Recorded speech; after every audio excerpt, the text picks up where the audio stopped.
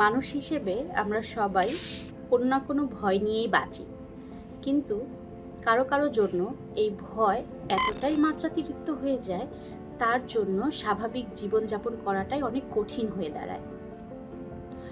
এবং এই ভয়গুলো এমন এমন ভয় যেটা হয়তো অন্য সবার জন্য ভয়ের বিষয় না, কিন্তু আমার জন্য ভয়ের বিষয়।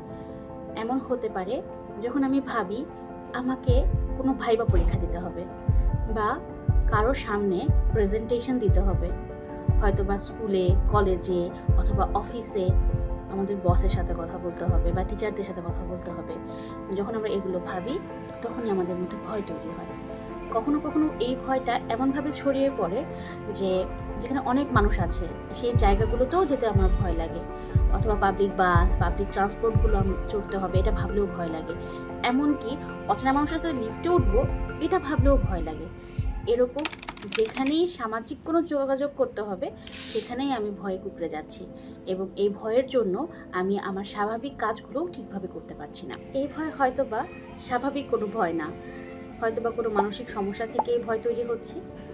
আমাদের একটি মানসিক রোগ আছে যার নাম সোশ্যাল এংজাইটি ডিসঅর্ডার। এই সমস্যার জন্য মানসিক সহায়তা প্রয়োজন হয়।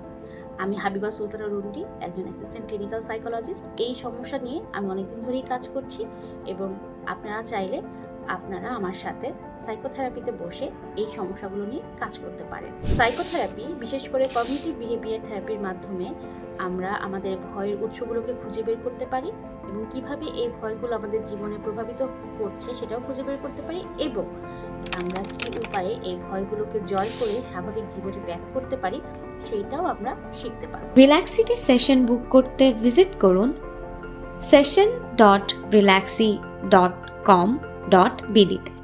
ঘরে বসে সুবিধামতো সময়ে কাউন্সেলিং সেশন নিতে আজই ভিজিট করুন রিল্যাক্সি ওয়েবসাইট।